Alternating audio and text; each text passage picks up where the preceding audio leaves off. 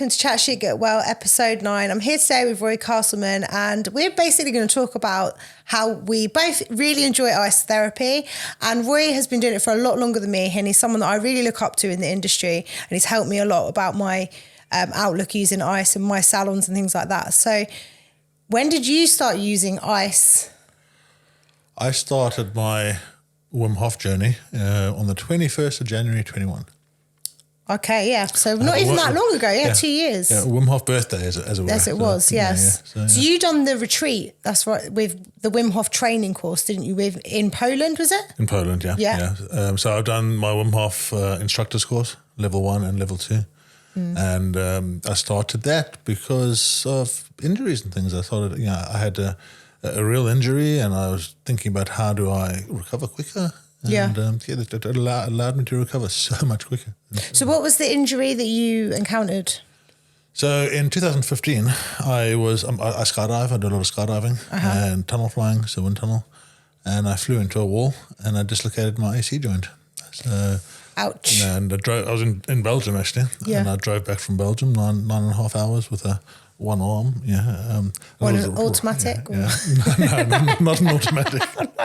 And you're on the wrong side of the car, on the wrong side of the road, and you're trying to get through the barriers and everything. Yeah, your bearings are all out. Yeah, one arm. So I went to the hospital, and they said it's a grade 4 dislocation, so I had to have the tendon replaced. Yeah. And I said, well, actually, I'm just going to take ibuprofen for now. Didn't do it. I was very busy running businesses. They told me it was 4.5 months recovery. Yeah. And I just repaired myself as much as I could, and worked around it because the AC joint's not weight bearing. I could get away with it. Yeah. So after a few months, the pain was there and was consistently there, but it wasn't too bad. Yeah. And I just left it. And in 2020, obviously, all the stuff that I was doing, the skydiving, the yoga, the other stuff that I was doing to maintain my abilities was not there. We were just not doing the same. Yeah. So by the end of 2020, I lost the use of my right arm, which scared me pretty. Well, yeah. Literally shat myself. And you can't use your right hand. You use your right hand for lots of stuff, right? Yeah, you're right-handed? Yeah. Yeah, so you're in a lot of trouble then. So I went hunting, and I looked, Tim Ferriss, who's got a book called Tools for Titans. Okay. I looked at that book, and I was looking through all the biohacking techniques and anything that I could do to make the recovery shorter. And that's when you found the ice. Chapter 4 was Wim Hof. Wow. Yeah, so who is this person? And then you start looking at social media and stuff. And there's so much information. As soon as you open that, go down that rabbit hole, there's just so much information. Yeah, then your feed's just full of ice baths and breath work. Which is great. And so did you have the operation? So I started on the 21st, and I didn't really follow the safety instructions or any of that kind of stuff. Yeah, when I dive into something, I dive in with both feet, and booked his 10-week fundamental course and did that. And I was in the Adventure Centre in Bedford, and I had all the staff doing breath work, and I decided, okay, I think it was middle of February I started ice. Okay. I booked the operation for the 17th of March. Okay. And had the operation. They said 4.5 week recovery. So I was doing breath work, I was doing ice baths. I right up until the operation, I did two ice baths a day. Had the operation, came out, and within 2 weeks, I literally the wound had healed so well. Yeah. It just kind of chalk and cheese. I couldn't believe it.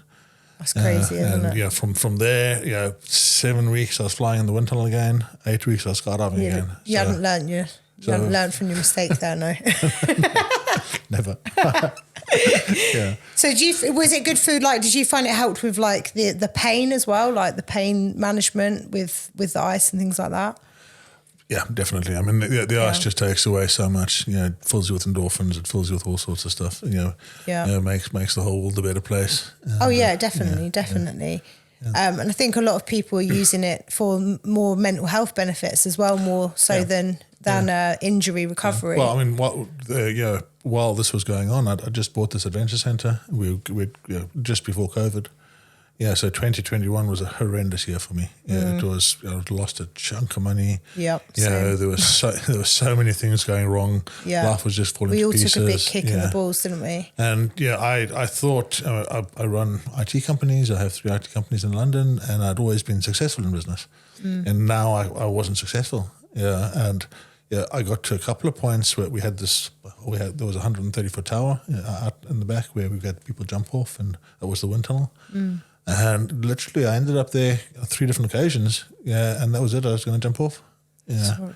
And Was it more like, because were you in like a lot of debt, or was it just the feel of failure and stuff? I was the IT companies had all loaned money to the Adventure Centre. Right. So it wasn't just the Adventure Centre that would put everything into that, yeah. The skydiving community were all reliant on me to make it happen, because friends and people had all put money in. Yeah, I had at one stage I had 150 staff there. Yeah. So it's a lot of weight on your shoulders, isn't it? So much different stuff, and I got there, 3 a.m. at one stage, and I just decided to do a little bit of breath work, and got myself to a position where I could come down again. Yeah. And it was after that I decided, right, I'm going to do the Wim Hof training, and I'm going to teach people this, because this is important. Yeah. And that's where your journey started, with helping others and sort of getting the knowledge out there. Yeah. I mean, I've always been a coach, and I've done NLP, and I've done a range of things for myself. Yeah. And I'd use those also in the skydive coaching. I coach in skydiving as well. So this was a natural progression. And I think with the whole piece of COVID, I just realized that so many people are going to be in such a bad way. Yeah, massively. That it's not just going to. And it's a shame that I don't think the ice bath knowledge was out there during COVID, to be honest, because there wasn't. Well, I definitely didn't know about it during COVID. I knew about alcohol and eating really bad food, mostly through COVID. I didn't really have any coping mechanisms in place for myself until after we sort of got back to normal, and then I sort of got my shit together, so to speak. And then, that's when I started using the ice for recovery from the gym, and mental health for me. Like, I just found it was a really good trauma recovery for me. I learned using ice for the PTSD. So I used that as a tool to sort of rebalance myself if I was having sort of trauma responses, like if I was having flashbacks, things like that. I'd go and have an ice bath, and I would get myself into a really mental state, really good mental state. And that's for me where I wanted to share, was mostly the mental health benefits, really, more than anything. Yeah, I mean, I started on the physical, definitely started on the physical health. Yeah. But then shortly after that, it just became so much about. I was doing breath work with people that were consistently anxious and consistently stressed, and they was changing their character as I was doing it. I had staff members that were typically always walking around with long faces, and unhappy, and life was terrible. And they'd do 4 or 5 weeks of breath work, because I used to take the staff in every lunch break and do breath work with them. Yeah, and this was before I was an instructor, and we went through this kind of cycle. Excuse me. And before, it was, as I say, 3 or 4 weeks, and suddenly this person that was always unhappy and always sad was coming to me and saying, "Oh, I feel really good. I feel amazing. Anything's possible." Yeah, so anything is possible. 100%. And it does start with all just your mindset, and that's your breath work, your meditations, and things like that. It makes such a difference, and it's such a great tool that not a lot of people know about. I think it's more spoken about now. There is more knowledge out there, and Instagram and YouTube and all that's great for all that stuff. So you can pick up lots of stuff, but you can't really beat a one-to-one coach, as far as I'm concerned, and that group community. When you're together, like a group of 10 or 12 of you in a room, and that energy together that you create, it's a different experience to sort of watching things online. For sure. And you've worked in corporate as well, so you understand obviously working under those sorts of really extreme stresses and pressures, and what a difference it can make within the workplace, not just in home and stuff. So you work with quite a few different people, don't you, from different walks of life? I've had the last 2 years has been such an amazing kind of journey, 2.5 years. I've worked with from millionaires down to people with no money, charities, hospitals, and do you find it's really it's not funny, it's definitely not funny, but they're all sort of having the same problems, really, as much as their lives might be completely different. It all comes down to the same mindset. It's the difficult of the mindset. So as soon as you can sort that out, we're all actually the same, really. We all have the same stresses, no matter what our lifestyle is like, really. Have you helped any? Because there's one thing I was listening to on the radio the other day, and it was saying about the ice baths, the new ravers. The new ravers' favourite things to do. So the people that used to be out raving all the time, they're now the guys having the ice baths because it gives them the same sort of dopamine hits. Guilty as charged, right? Yeah. I wasn't going to say anything, but yeah. I mean, for me, yeah. I mean, I do still like to go to the occasional rave, but yeah, I do think a lot of people have used it to sort of like get those hits of dopamine and get that sort of like buzz. There's been a bunch of studies, right? There has, and cocaine gives you a 2.5 times dopamine hit. Yeah. Yeah, but that drops off after 30 minutes. It does, yeah. An ice bath gives you a 2.5 times dopamine hit, and it can drop off naturally after 6 hours. Yeah. So weigh that up. Weigh that up. I mean, we had, I don't know if you know, BBC Three Counties. Yeah. Babs is one of the presenters on there. And her and her producer came out and did a workshop at Box End at the Box End Wellness Centre, the Health and Fitness Club there. And it was so funny because she came in. She first of all, she was petrified of it. Yeah, she really was scared of it. Yeah, it's scary. She did so well. She really did so well. And her and her producer were just they were really funny. But then they left at 3:00. They left and they went straight on air. And from 4:00 onwards, it was so funny listening to them. Oh, was it? Just buzzing. They were just buzzing and laughing and giggling. Yeah, I think, do you know what? I'd rather do an ice bath than have a pre-workout if I'm training and stuff. So, because it gives me just such a nice... It doesn't give me an immediate high where I feel when I take a pre-workout, like a high caffeine drink, I have that buzz where I'm like almost a little bit anxious. And you get jittery. And jittery. But the ice bath just gives me that nice release throughout the day where I feel just a little bit stronger and I feel like a little bit more clear-headed and I'm able to take on a lot more things. And if I feel like if you do that in the morning, that's the hardest thing you're going to be dealing with most of the day. Well, we say I have got 2 children, but it does make life just a little bit easier and more manageable. Well, I think I've created something called My Mini Mental Helper, which I'm just busy putting into an app. Okay. And the concept of this is that, from a mental health point of view, what we don't do properly is we don't check in. We don't check in with ourselves. And I don't know how many times you've found that suddenly you're in this deep dark hole and you have no idea how you got there. Yeah. Yeah. It's like, but if you check in every day, and you say, how am I feeling today? Yeah. And then from that point, I've got a list of 10 things that you create yourself. Like a toolbox, do you mean? Yeah. So So those tools are really important to have, even just an idea of what you can do to get yourself out of those places. So you just see, okay, I'm feeling, a 1 out of 10 today, I'm feeling really terrible. So you go to the top of your toolbox list and say, okay, I need an ice bath and I need some breath work. And you do those things. And I say to so many of my customers and my clients, my friends, if you can make yourself feel 10 or 15% better in the morning every day, your day just is so much better. Yeah. It just multiplies out, And if you do that every day, then straight away, every day becomes, it compounds, it adds and adds and adds. Yeah. And by the end of the week, you're having a great week. So, yeah. Yeah. And do you think it's possible to be happy all the time? I know it's possible. Is it? Yeah. Oh, I can't wait. Yeah. Can't bloody wait. I feel like I'm on the way. I feel like I'm getting happier as I'm going through this journey. I'm getting happier. But there are days where you just think, oh, I just need a day off. You just feel like you just need to. Yeah, when you're in those days when you need a day out off, you need to listen to that, and you need to kind of And sometimes as business owners, what we do is we just push through, because we have to push through.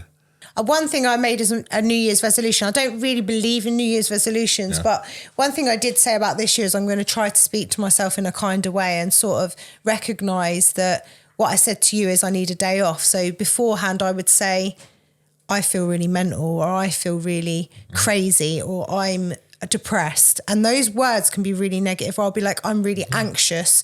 So now I'm switching that vocabulary to say, actually, today I'm having a rest day. And just realising that actually I've worked really freaking hard for the last couple of days and I'm just going to take a rest day and I deserve that. There's nothing wrong with that. But, I've always been such a hard worker that wants to push. But there's always going to be a time when you're just going to burn out. And And that's something I've, so like I say, having that negative language by saying I'm depressed is then giving yourself the fuel to say you are depressed. Well, there's a few pieces in there, and I 100% agree. I love that. Yeah, but what we do as people is we often talk to ourselves way worse than we'd ever talk to anybody else. That voice in your head, or the way that you approach yourself, and you drop your keys, and you damn idiot. But you'd never say that to your friend doing it, or even to anybody else. Yeah, and I spend a lot of time making sure that I talk to myself in the right way. Yeah, and I don't push anything out. And I spend a huge amount of time. Your second piece was negativity.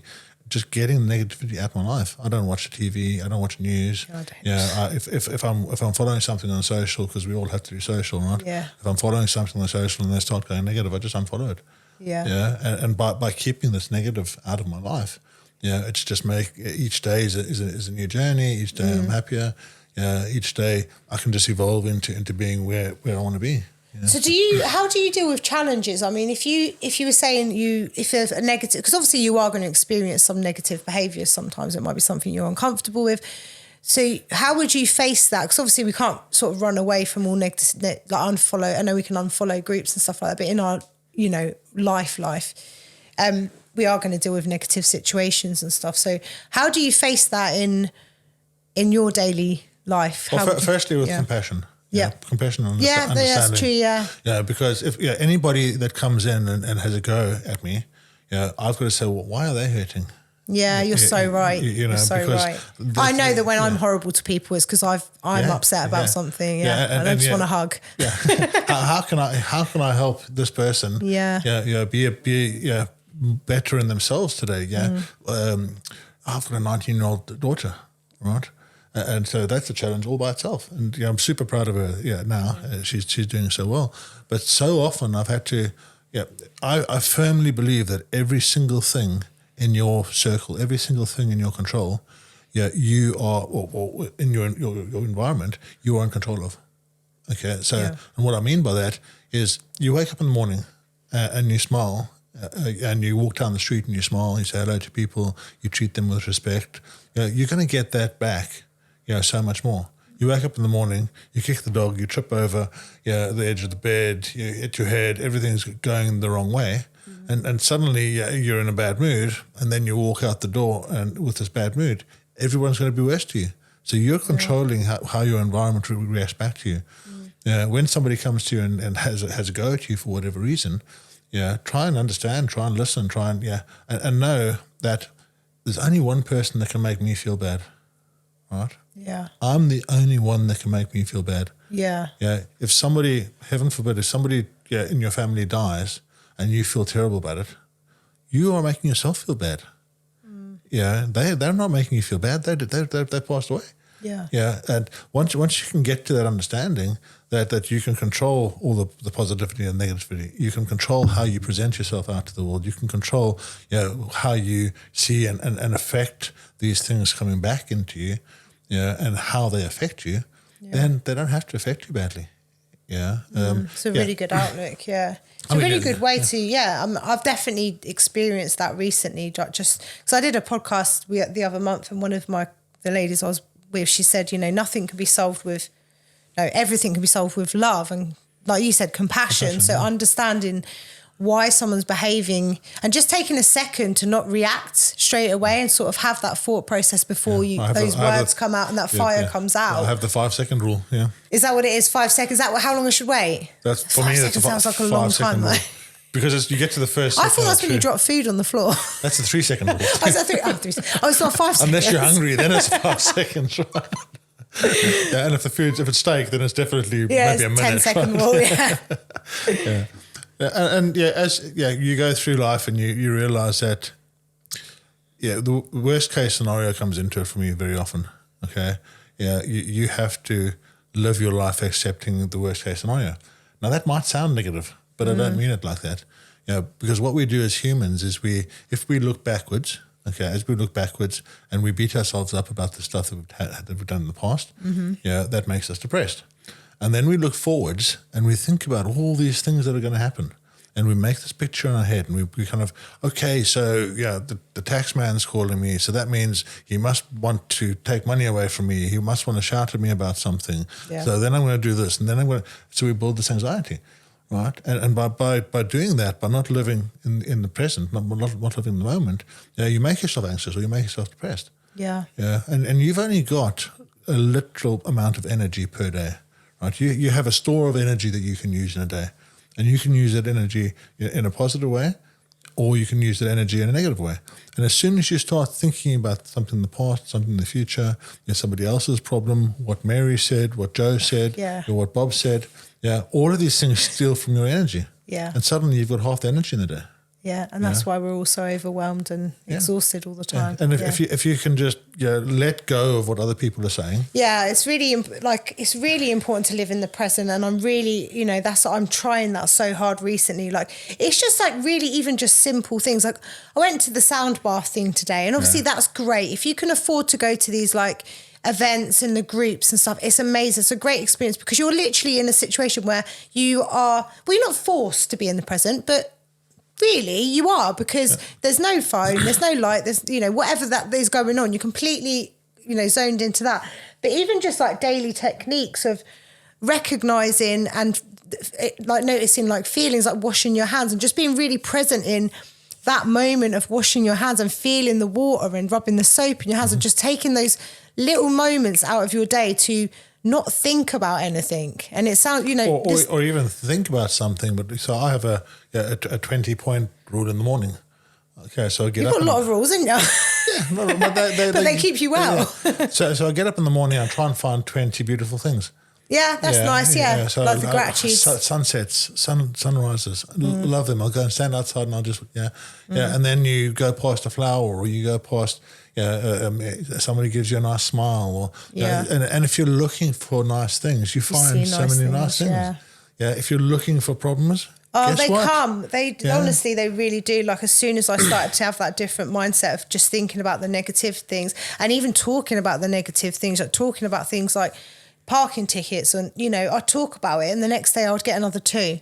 Or I'd talk about something that's happened to someone else and it would happen to me the next day. And I'm like, why do these negative things? And it's because I'm giving them too much of a voice. So I'm talking too much energy. So I stopped talking about, and when negative things happen now, I really think twice to myself. I think, do I actually need to give my energy to this anymore? Do I need to talk about it? I mean, that's such a good example, the parking ticket. It's real, because it's real. It's happened so many times. But I get this, and I have arguments, I have discussions with friends. You get a parking ticket. And it's not fair because my wheel was this and that was something else was wrong and something else, and suddenly you're down this, and then they're phoning the person or they're phoning the company and saying you're not allowed to give me a parking ticket, and this whole thing then goes to court. And just pay the 35 quid, and if you've missed it, pay the 70 quid. I won't. And it's unfair for me to say that because some people haven't got that money. But if you have it in your capacity, pay it, because the amount of energy that you spend, it's not worth it, all the way through that process is going to cost you way more than the value of £35. I completely agree with you. And now, when I think I got one the other week, so I'll be honest, my driving and my parking is not the best skill that I have. But I did get one the other week, and I literally opened it and I thought, right, I just paid it there and then, and I just said thank you to myself, and I just got on with my day, and it didn't affect me. But then I think back to all the energy that I was, and it used to piss me off for days. I would be fuming. And it would be on the fridge on a magnet, and I'd look at it and I'd go, I've got to appeal that. I keep forgetting to appeal it. Then it's gone to the next stage. Then I've got, one point, Transport of London, they sent a bailiff to the house because I hadn't, I was arguing so much. I still had to pay it. I had to pay even more. So, it wasn't worth the stress it caused. But just having those negative conversations attracts more negativity and bad things. And the other side of it is we have these two systems to us, right? We have the parasympathetic system and we have the sympathetic system. And the sympathetic system is your fight and flight. So we have this fight or flight reaction that basically, you got a lion is chasing you. You've got to get out. You've got to be in the best possible way that you have to be in the best version of you so that you can deal with it. But you don't grow, you don't heal, you don't do anything when you're in sympathetic. Now, humans are the only animal on the planet that will think about something and put themselves back into a sympathetic mode. So every time you have an argument, okay, if you think about that argument again, you keep on going back into sympathetic. Okay, you can't grow, you can't heal, you make yourself in a better situation. So as you're saying, the thought about this ticket on the fridge, every time you see it, what's happening? You have the same chemicals coming back into your system to make you feel the same way. Yes. Yeah, and those chemicals are like, This is science. Yeah, it's science. Yeah. It's not, it's not hippy dippy stuff. This is actual science. And you talk about the I can't remember what I was going to say now. We were talking about going into the person. I want to talk about the book. Joe Dispenza. I want to talk about the book because it's a very good book, and I've introduced a lot of friends to it, and a lot of friends have had a lot to say about it, which is really, really interesting. So let's go. The book. So there I was. I came out of the Wim Hof Level 2 training course, and one of the other instructors said, "Read this, Becoming Supernatural." Okay, and you'll be amazed and grateful. And I did. I was driving my camper van around Europe at that point. I listened to it for 14 hours straight, and the way that Joe Dispenza's book, Becoming Supernatural, the way that he explains everything, okay, is based on science. Yeah, it's so science-based, and he just walks through everything in a step-by-step process. And I'm an IT person, so that just totally syncs with me. Yeah, for you were like, yes. I'm like, yes, yeah. So, and I love that. I love that when someone's brain gets, not a lot of people are open to this, this way of life, this meditation, this breath work. They're very closed, they're very like black and white. But when you actually can put things on paper and say, look, this is science. Yeah. This isn't just, some hippie in the middle of nowhere saying rubbish. Yeah. This isn't, made up. This is actual science. And this is where it's really interesting when we talk about how the brains release chemicals with your mood, like your mood. Your mood and your outlook affects your physical health. Yeah, and the big thing that Joe Dispenza talks about, and I've been to 2 retreats of his since. I've been to a retreat in Denver and into Dallas. What he talks about is how the body becomes in tune with the things that you're feeling, and if you feel the same thing every day, all you're doing every day is living in your past. Yeah, so you don't get out of your past. You live the same thing. You get up, you put your alarm off at the same finger. You go to the kettle, you put the kettle on. You go to the toilet, you do what you do in the toilet. You come back, and your body just goes onto autopilot. Exactly. You've been in the car, and you've driven somewhere. You don't even know how you got there. So your body just does this. Yeah. And if you're doing that, you're not in the moment, and you'll miss the 4 beautiful things the way on the road. Definitely. And you'll just miss out on half of life. And the more you do this, the further you get, the further removed you get from society, and the further removed you get from yourself. And you're just missing out on so much. You're missing out on life. It's so much. Yeah. Living that sort of life isn't living. It's just you're existing. Yeah. And I find I've always found that I am around I was around a lot of people that were quite. I don't think it's happy being in that existence, but I think it's just not being aware and not realising that there is actually more potential to what you can experience as a human. We don't have to just go to work and watch TV and have these routines where we're doing the same thing every day. Don't get me wrong, I go to the gym every day and I have my breakfast at a certain time, but there's so much more that you can experience from life. Definitely. Yeah. I mean, I do as well. I get up in the morning, and most mornings 4:30. I turn the ice bath on. 5:30, we have the morning club that comes in. We do some breath work first, then we do meditation, and then we do ice bath after that. So that's a routine I do most mornings. Yeah, same. But within that routine, you don't have to be. You can appreciate every moment of it. Yeah. Yeah, and it's bringing your focus down to now. Right, what can I get out of now? And that really kind of brings you a power that you just can't get anywhere else. Yeah, 100%. And I remember in the Joe Dispenza, is it Joe Dispenza? I'm rubbish with it. Yeah, Dr. Joe Dispenza. Yeah. Joe Dispenza. So one of the things he says in there is, your mind can make you sick, but your mind can make you well. Oh, for sure. And I love that. I just love that saying. It really, really, stuck with me. And I've just really put that. It's weird how that sentence can make just such a difference to a mindset, because I thought, whoa, that book, when I read that and I thought, That's so true. Why have I not recognised that before? Because I know that my head makes me physically want to be sick sometimes. It can make my IBS like flare up. It can make me come out in eczema. That stress can make you so sick. So to know that your brain can make you well, and that's what that book is mostly found about, is so it's about, obviously discovering that you can heal yourself through your mindset. And I have healed myself on a few things. I have diverticulitis, which is the colon has perforations, and then food gets into these perforations, and you get really sick.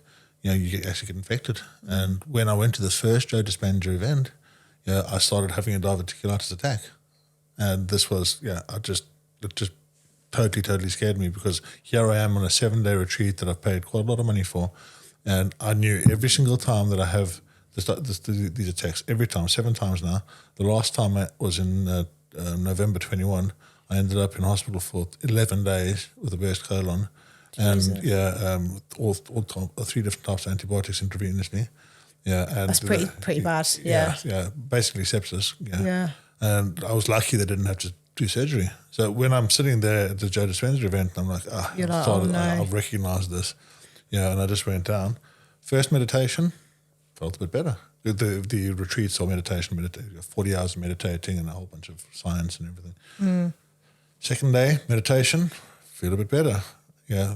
Third meditation I did, I just went bang, and since then, July, I've not had one single twinge in the stomach. That's amazing. Yeah. That's so good. And when we were there and at these events, and people listen to this and they're like, oh, really? Yeah, and that's fine. Yeah, but if people are really interested, he does conference healings. So he does healing with people that are there. Yeah. When you have 2,000 people meditating together, the energy in the room is palpable. It really is palpable.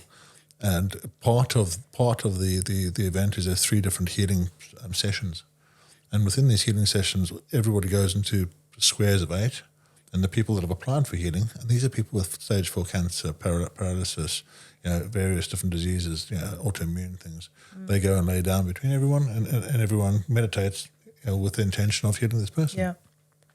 There's currently something like a 43% success rate. Yes. Yeah, there were 7 people at the last event, and people can look this up. On Joe Dispenza's website, he did a blog on it. There were 7 people that were paralyzed that got up and walked. Yeah. Yeah, the mind is so powerful. We just don't give it enough credit. The mind, but also the collective mind. Having the groups of worship, and that's we see that everywhere, really. In churches, in all religions, that they encourage mass gatherings for the same reasons. And it's always been seen as God. The God was the one that healed us because we were together. But actually, it's a collective mind and that power that we create when we're all together and we're all thinking of the same thing. Well, we're all energy, aren't we? Yeah. We are all energy, and if we'd said that 2 years ago, so many people would have just said, "Okay, this is very woo-woo." Yeah. And now, and I think some people still do. Some people, my dad definitely does. But now it's becoming much more acceptable. It's becoming more, because I think people are seeing the proof now. People are seeing that these things are happening and their lives are changing. My life has changed. I wouldn't have believed what's happened the things that have happened in the last 2 years are almost miracles, Yeah, for sure. And don't get me wrong, I've never been sick, and thankfully, and I hope I never am sick. But in my relationships, my career, my everything, the changes I've made just from literally looking at things just a little bit different, and having those moments where I take time to do my manifestations, my meditations, and my breath work. Ice is, I love the ice. Is so awesome. And you can't get a better buzz than that legally. But I don't even think. I think some of the illegal things are not nearly as good as the ice. This is the thing I was going to say. When you're, so I've had a good old party time of my life. I've been to many places and had a lot of parties. Ice is the only thing that doesn't give you the come down. You get that, you get the buzz, and you get the really slow dopamine. I'm going to disagree slightly. You can disagree with the come down. You think you get come down? No, not breath work. A good session of breath work when you go. The really deep sessions. Yeah, we did 5 rounds, I think, when you come and visit me.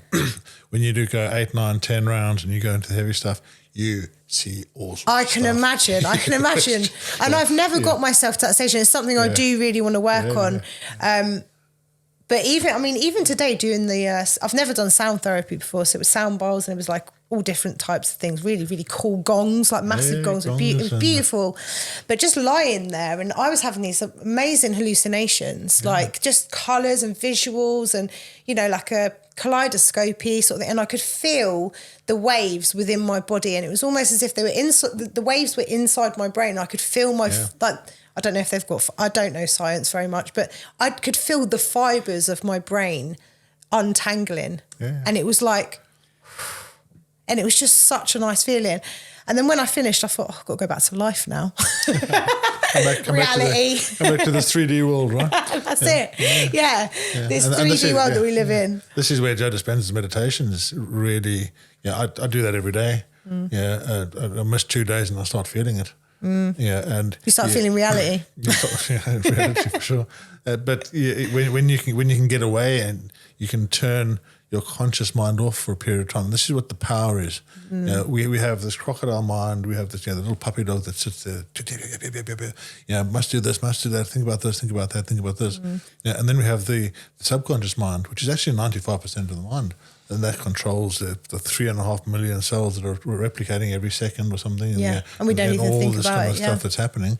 But when we let that, take this away, take the crocodile, the puppy dog out of the equation, and you give your mind free time, to do what it needs to do, that's when the healing happens. That's when so much stuff, and this is why it's so good for PTSD, why it's so good for all sorts of things. I remember in the book it was saying, I'm not very good with science, I'm not academic, I'll be honest with you, but reading the book, I took what I took from it because it but it was saying about obviously giving your energy to that, that voice is taking away that energy from the repairing You've only got of so your much body. energy in there. So when you are stressed and you think, right, I'm giving all this power and all this energy and every day to worrying about if I'm going to pay my council tax or if the rent's going to be paid on time and stuff like that, you're actually making yourself sick because you're not able to, if you had some sort of tumour or you had something going on inside your body that you wasn't aware of, that energy isn't going to the right parts of your body. And that's what I took from that. So I hope that was right. That was accurate. And the next stage from that is that, as I say, you have the sympathetic mode and you have the parasympathetic. And the sympathetic mode, remember what you're doing is you're running away from a lion, right? Yeah. And this is what it's designed for. And in that state, your body will not heal. Your body will not get better. Nothing. That's there. The digestion system stops working. The entire thing is just about right now. I need to kind of I need this to be moment, able to run fast. You don't do anything else. And if you're not designed to stay in sympathetic for a long time. You're designed to go in and out. Yeah, when you need it. Yeah. When you're actually being chased by a lion. Let's have some adrenaline, let's have some cortisol, let's have some stuff and let's go. Yeah. But what we're doing, every time we think of a bad thing, then we go back into sympathetic and we go back in and we go back in. And so we now have a long term, staying in sympathetic mode. Yeah. And then nothing heals. So what you were saying there, you make yourself very sick, and you feel like shit as well. You feel like shit. I've been there. I felt like absolute shit all the time, and I'm like, what is wrong with me? And it's all just mindset. It's just that constant negative feeling of like, oh God. And sometimes you worry about things you don't even know what you're worrying about. You think, why aren't I worrying? And then you think, I need to think of something to worry about now because I don't feel right not worrying. And you get yourself addicted to stress. You get yourself addicted because as soon as you have that moment of release, you go, there's something that I should be worried about. And then you've got anxiety for absolutely no reason. It's like having beer fear constantly. Like that's how I felt all the time. And being able to taking your mindset out of that is just completely life changing. And yet the book's really, really interesting. Like I said, that's one thing I did want to talk about. And that's sort of your company, All the Power. Yeah. What are your teachings and what you do specifically? What do you, so obviously you do your breath work, the ice. So I teach Wim Hof. The Wim Hof breath work, The Wim Hof method. And the Wim Hof method is actually... very good for ice work, but you can use it without doing the ice work, right? The breath work. Yeah, the breath work without the ice. Yeah, a lot of people just do breath work. Yeah. And so the breath work, it's 3 pillars. It's the breath work, the cold exposure, and the mindset. Okay. Yeah, and humans are such strange things, right? We go and we do something, and we do something we know is really, really good. and we love doing it, and we feel amazing. And then what happens? We do it twice and don't do it again. And the reason for that is what you were saying. Okay, we go back into sympathetic all the time, and our body is addicted to those chemicals. Yeah. So we're dealing as an addict for these chemicals that are running through the system, and we need to have more chemicals. So the body says, let's think about that, let's think about this, let's think about that. And it just pulls us back into the past, and we just live in the past. And this is where the ice, the breath work, those things that you do that let you live in the moment, jumping out of an airplane and when you jump out of an airplane, you have, skydiving. Let me clarify. You have to think, you have to stay in that moment. Yeah. You can't think about anything else. Yeah. And you don't, and you just have that freedom. Yeah. So I was talking about the sympathetic and pushing you in, and the ice bath, as you rightly point, is a real way to control the stress, because what it's doing is it's allowing you to go into sympathetic and then come out of. And we don't know how to come out of it properly. So you're going into, when you're in that ice, you go into the fight and flight. Fight and correct? Flight, yeah. And then when you come out, you're more present. Well, you're more present in the ice as well. You go into fight or flight. Well, you have to think, don't you? You have to. Well, you go into fight or flight. You have the 30 seconds of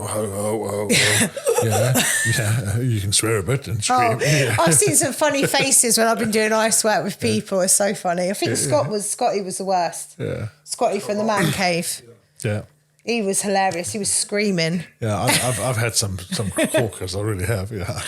Yeah. And then so you got 35 seconds of this, up to 35 to 40 seconds of this this real fight or flight activation, and then you follow your breath and you go through and you go shh, and you get that almost minute and a half of actually, do you know what? This is okay. Yeah, it's not comfortable, but it's okay. And then somebody says something funny, or Agent Quack comes in to visit you, or what, and suddenly you're like, wow. Yeah. And you start laughing and you're kind of like, everything's just buzzing. Yeah, Roy likes to throw ducks at you while you're in the ice. And it's normally at the right point as well, because that's normally when the dopamine starts releasing. I can see it very clearly on your face. Yeah. Like, so we done a 0 degree. Was it 0? It was about 0 or 2, something like that. 0.5, yeah. And I was only meant to do 3 minutes, wasn't I? But you actually kept me in there for 4 without me knowing. Yeah. But he literally looked at me and he went, let's put the duck in. And I was like, why? He went, because the dopamine hit. And literally, as he said it, my heart went, whoo, like that. And I just had this rush come over me, and it was just, and it's almost like the water felt warm. It was like, you sort of just feel like really, I was like, I could stay in there all day. Then I felt it about minute 4 again. Yeah. And then obviously we done, because we do, you do like the horse dance. Is it horse dance? Horse dance, I always call it wolf dance or something. Horse dance before and after, don't you? To get yourself ready for the ice. Yeah. And then afterwards. We sort of, I think I had to do 4 minutes of that before, and then I don't remember now. It was all... Yeah, you do the same. So, I mean, safety-wise, with the... and it's worth mentioning. And that's really interesting. Not interesting, it's really important. It's important, yeah. I mean, there's a few things with the Wim Hof, with the breath work. When you're doing the breath work, you can hold your breath a long time. Right? Yeah. I think I'm doing maybe 6 minutes at the moment. And... Yeah. I think I done 3 minutes or something. When we did it, I done 3 minutes. When it was in 1, 2, then 3, but in the 3 one, I had to take sips of air in between. Yeah, so I follow a few. I've done a few recordings. I can send you some of my recordings, So I've done a few recordings of different breathwork that I guide, but I struggle to listen to my own voice, right? Yeah. Same. So actually, that's a lie. I love my own voice. But so I'll go through. I'll do round 1, round 2, round 3, and I'll do that 2 minutes, whatever it is. And then like this morning with the morning club, we had round 4, and there's a 2-minute breath hold. Yeah, and then it went all the way through round 5, and then the 2-minute breath hold, and I did it all the way through to the end. As a breath hold, and it's just you go into this space of you understand your body, you understand where you're going, you understand how it all works. You actually go into chest contractions and stuff. And from the free diving, I've learned that. And you come out of it and you just feel so good. You just feel so good. And what the breath work does is it makes your body more alkaline. And we all know alkalinity is really good for you. Yeah. Cancers and things can't live there. But it also takes you directly into the sympathetic mode. Okay, because what you're doing is you're actually getting rid of everything you don't need, because your brain thinks, actually, I can hold my breath for 35, 40 seconds. You've hyperventilated beforehand. Now you're doing this. I can hold my breath for 40 seconds. You get to 50 or 60 seconds, and your brain starts saying, breathe, breathe, breathe, breathe, breathe. And then you go past that. So your brainstem, where your actual requirement to breathe is controlled, is sitting there saying, okay, no, I'm still balanced. I'm still in the right pH. I'm still in the right pH. You have a carbon dioxide buildup, and carbon dioxide is why you want to breathe. So carbon dioxide is, you don't breathe because you haven't got oxygen. You breathe because you've got too much carbon dioxide. Right. Okay, so when you do the hyperventilating, okay, you get to this point of, okay, I'm now hyperventilating. I've got rid of all the carbon dioxide, so you can trick your system into holding your breath for longer. Okay, and that's why it works. I mean, so many people, they come and do their first session with me, and they'll have a 2.5 minute breath hold, and they've never been able to do that before. Yeah, that happened to me. I couldn't believe it. I was like, wow, that went fast. But it's so important that you don't do this breath hold when you're trying to go in water. Yes. Okay, because you have shallow water backups and you'll die. We don't want that. This is not about that. You literally here. You have to understand you can do this above water, but if you're going to go and do it, I've had some people trying to do it in ice. Yeah. I've even had an idiot doing it while he's driving. I'm like, dude. I mean, at the end, it does make you go a little bit lightheaded, some of the stuff. So it's not the best idea to do it in the ice or when you're driving, definitely not. Or operating heavy equipment. I mean, it's common sense. You think it's common sense, But even people that you think get it, sometimes you're like, okay, well, I can go swimming and I can go longer underwater. So I'll just do this first. And as soon as you go down below a certain depth, the partial pressure of oxygen just becomes too low and you just pass out. It's just done. Yeah, I've seen that because you do the diving, don't you? The ice diving as well. Free diving. And I've seen it. They do that on the breath holds, don't they? Yeah. And they've seen them when they come up and they're So that's literally, you're going down, no hyperventilating beforehand, okay, at all. You've got to just breathe very slowly, take a really deep breath in and go down.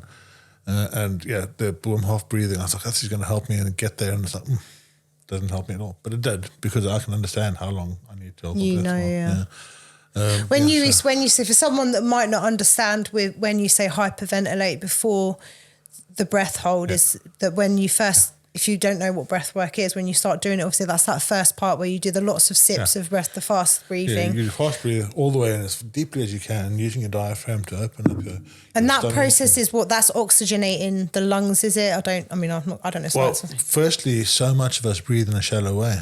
Okay? So much of us are dirty mouth breathers. Right, and we're dirty mouth breathers because, once again, our body is trying to regulate our acidity and make sure that we're at the right balance. We can only have 7.3 or something, 7.2 level of acidity in the blood. So as soon as we eat all the carbohydrates and sugars and processed foods, we suddenly get more acidic, and we get more acidic. And then from being acidic, we then have to go, the body has to make us become more alkaline. And it does that by breathing. Okay, it literally does it by breathing. And the problem is, as we go through this process, this is all oxygen advantage. So this is all really good for training and for working out and for marathons and stuff. But as we go through this process and we're having to become more and more alkaline, we can't fit the air through our nose anymore. So we start breathing through our mouth. Now, if you breathe through your mouth, okay, you only breathe in the top part of your lungs. So when we're doing the breath work, I'll say into the belly, into the chest, let go. Belly breathing.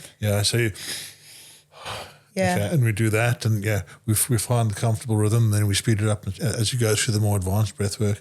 You speed this up and you play with it, and that's I'll say that's the hyperventilating. That's the initial part. And then directly after that, on the exhale, when we're talking about the breath hold, it's actually on the exhale. Yeah, it's not holding. That's the thing. A lot of people hold their breath in. It's not. It's isn't it on the. Just let go. Let everything stabilize, so there's no pressure one way or the other, and then hold the breath, right? And then just understand that your crocodile mind, your prehistoric mind, is going to say to you, you need to breathe. And he's a lying little. He's a liar. Do you know? Have you read the book The Power of Now? Yeah. You must have, So there was I'd like to take little bits because sometimes I can't take all the information in. I get halfway through a book and I have to put it down, to be fair. But what it said in there is about that you're.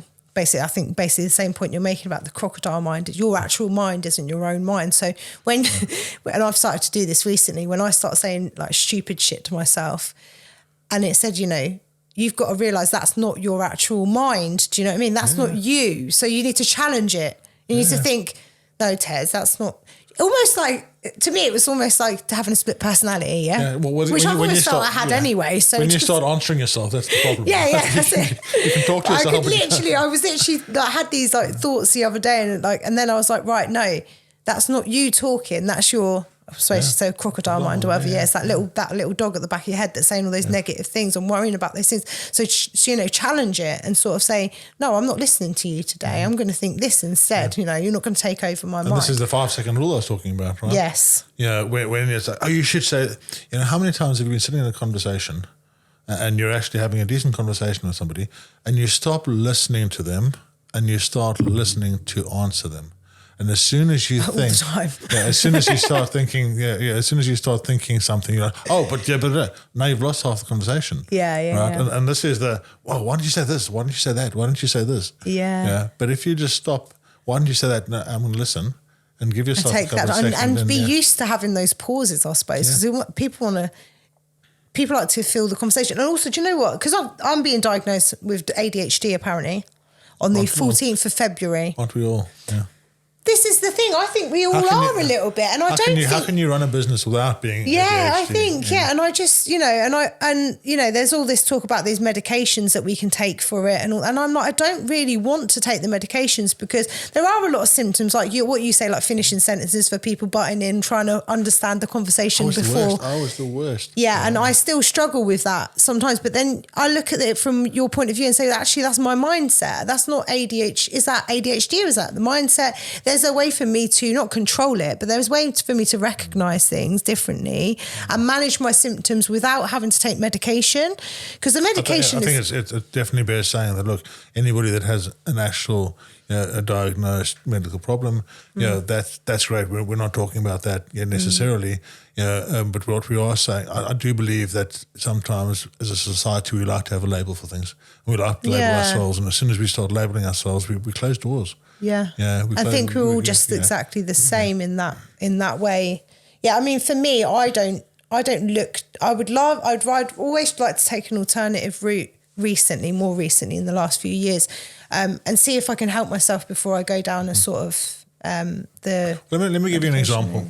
Yeah, so in July 22, after I'd got my qualification, and I had a workshop, a retreat actually, at a lovely place out in Norfolk. And this young lady comes in with her friend, Steph and Sarah. So Sarah comes up to me and she says, just want to say, Roy, I'm not getting in the ice. You'd be surprised how often I get that. I'll do everything else, I'm not getting in the ice. So I said, okay, so what's your name? I'm Sarah. And we chatted for a bit. And then I went into the workshop and I started saying, doing the scientific piece, and we started talking about autoimmune diseases and how autoimmune diseases are based on inflammation in large part, and the Wim Hof method can help with that. And Sarah, she actually works with me at the moment at All the Power. Sarah has 5 different autoimmune diseases. She had fibromyalgia. She had to have her thyroid removed. She was in the wheelchair most of the time. Okay, yes, she had 8 to 9 different medications she took every day. She'd get up in the morning. She'd take a medication. She'd make the kids, 3 kids, breakfast for school, and then she'd drive them to school if she could. But if she couldn't, she'd get back into bed and get somebody else in the family to drive them. Then she'd stay in bed until 3:30, 4 o'clock. Again, take a medication just so she could get the kids. Yeah, and this was her life. And her husband, her fiance, then her husband now, he had remodeled the whole house so that she could use a wheelchair in it. Yeah. And when I started talking about the autoimmune stuff, Sarah said, actually, do you know what? I need to do the ice. Yeah, you need to try it, yeah. And she got it. I mean, she got into the ice, and I'll never forget. She got into it, and she did so well. I was so proud of her.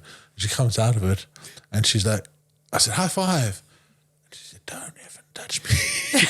Because her whole body was just on fire, was just sore, Yeah. From all that these things. afterburn, yeah. But during that process, during that 3 minutes, that changed her life. And she was like, this is what's going to help me. Yeah. Yeah. And she went away, and I see so many people. I've done 2,500, 3,000 people in the last couple of years through this journey. And she came back 6 weeks later, and I was like, I know you. And she'd already lost a stone. Wow. And she'd gone out and she was doing ice. She just had more energy and stuff. She was doing ice. She was doing the breath work every day. And this progressed. She started, I think she lost 45 pounds in the end. Yeah, she started on a dress size 26 or something. She got married in a dress size 14. Okay. Amazing. She stopped all of her tablets except for the one for thyroid. Yeah. She got rid of a lot of her depression, anxiety, all these kind of things. She was on tramadol and all sorts of things, and she was managed to, within that process, get herself, get her life back again. Yeah. Yeah, and since And then, it's crazy to think that just one simple step, a couple of steps of breath work and on ice bath and commitment. The commitment. You have to keep to go back and you have to do it, and you have to be committed, and you have to actually decide that you're worth it. You're worth it. I sound like L'Oreal, right? do the hair flick. Can't really do that, but invest in yourself. And come and do an ice bath, do some breath work. You've got with the saunas, you've got Susanna Soberg who talks about the contrast therapy. And investigate this stuff a little bit. Make sure you understand get your feelers out there, and the algorithm or whatever it is will work with you. As soon as you search one thing, it's going to be all over. I had about 500 ice bath adverts come up on my feed every single day. But I mean, there are more of us out there that are offering these treatments. Obviously, I do the hot to cold therapy, and you do the ice baths, breathwork, meditation, and the sound baths. The healing, the Reikis, the things like that. There's so, and it's not for everyone. Not everyone's going to like every single therapy, but there's so much out there now that's more available and more widely available and should be investigated by everybody. Yeah. I mean, I was just going to mention another thing to you in terms of books. You enjoyed the Becoming Supernatural. And I love the Barefoot book. What was your friend's name? I can't remember her name, but it's called Walking Barefoot. Sue, Barefoot Sue. Barefoot Sue, and what's the book called? Walking with Barefoot. How to Wear Your Bare Feet. How to Wear Bare Feet. Really good book. She's another Wim Hof instructor. Yeah. Yeah, and she's 67 years old, and she kind of goes into grounding and how grounding is so important, and that's coming to the front at the moment. Yeah. Grounding really is. I've got the grounding sheet. The grounding mats. They're all over. It's just so good. Yeah, they're all over my feed because I watched one vlog about them, and then now they're everywhere. The grounding mats everywhere. I actually like going outside with bare feet. I like the natural. I got the grounding sheet, and my sleeping went up quite well. That's really much good. Better sleep. Yeah. And you know what? We should be teaching our children all this stuff as well, because my daughter's recently started homeschooling because she was having so many issues with just being overwhelmed with school, and the way that. Just the school system. So I said I need to get her mental health in check, and she would never sleep. So when she was at school, she was not sleeping at night.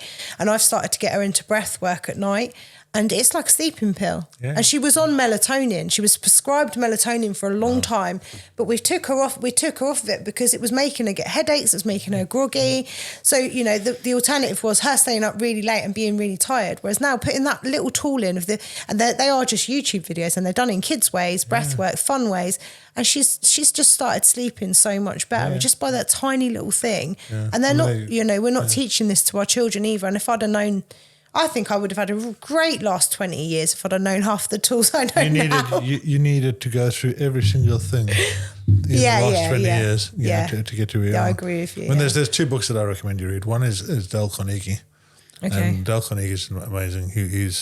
He wrote this book in something like 1909, right? And it's called How to Stop Worrying and Start Living. Oh, wow. So he knew about it back then. Yeah, They've been worrying since that time. Jeez. And you go through this book, and I read it again during COVID, and it was so weird because this was written during the time of the Great Plague, and people were standing in queues to get to get the vaccines and stuff, and everything we were just the same people as we were then. Yeah, it's crazy, isn't it? And how much times have changed, but we're still going through the same. And he talks about everything you've been talking about, how you get sick. And there's one story about a guy that was consistently worrying about everything. And he decided, the doctors told he had ulcers, stomach ulcers, and the doctors said to him that you're going to die in 2 or 3 months. So you might as well get yourself sorted out. And so he decided to go on a round the world cruise, and he took his coffin onto the boat with him. Oh, wow. I think he was just going to die out there. Yeah, he's going to die out there. Then put the coffin back, put him in the coffin, ship him home, and he can get buried.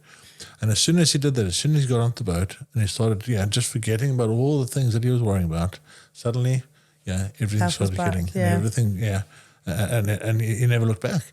Yeah, so there's all these stories about that and how to deal with things and how to kind of understand that all the miracles that aren't miracles, really. Yeah. They are miracles, but they're not because it's just science, really. It's just So that was something from way back when, and the one from really recently that I particularly loved was a book called Dirty Genes.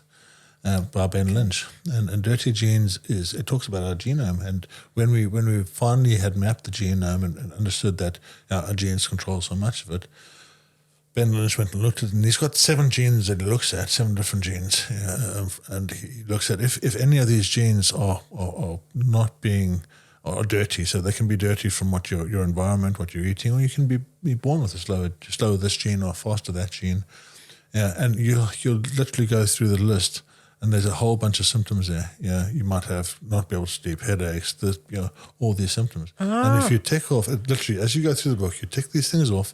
Yeah, and if you've got 10 of these things or 3 of these things on the list, then this is what you can do. This is what you can eat. This is the vitamins you can supplement with. Oh, wow. That'll stop that. That's really good. Stop depression. Like stop pinpoint anxiety. it. Stop. Yeah. Yeah. And this is genetically. Yeah. First of all, we're predisposed to something, and secondly, we make it so much worse with the chemicals, the heavy metals, what we're eating, the unorganic food, and all these kind of things we hear about. The plastic and the water bottles.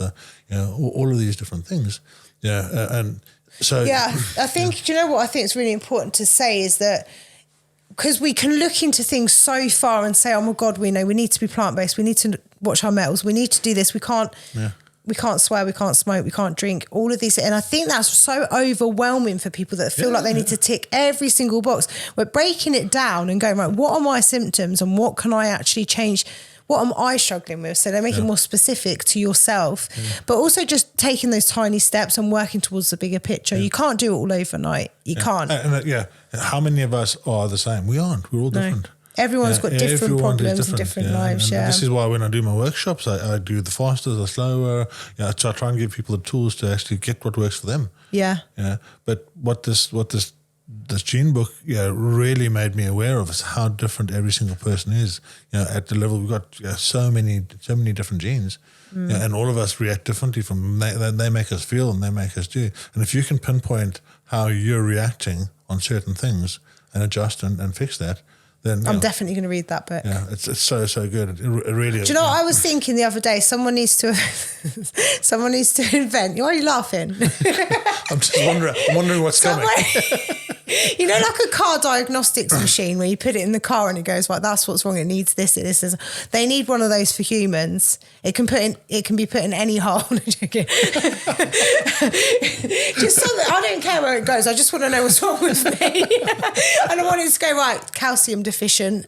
Just something that just actually. But then I suppose this book's basically quite similar to that because it does break it down to say, well, if you're getting these symptoms, it's because of that, which is really, really handy. I'm going to get that book 100%. I love new stuff and I'm always looking and I'm always and I think as soon as you do start reading, I was never a reader. Like I say, I'm not academic at all and I don't take in all the information, but I do read more than I ever have done in my whole life for the last 2 years, and it is really, really rewarding. And it is, and sometimes I don't think it's gone in, but then it does go in. Something will pop up somewhere. It does pop up, and I'm like, oh, okay, I remember that. I have kept that information in, and the audiobooks are so helpful for people that can't read the words because like my words jump about quite a lot. So the audios are amazing for just getting that knowledge. I do so much audio. I really do. Do you do the micro learning?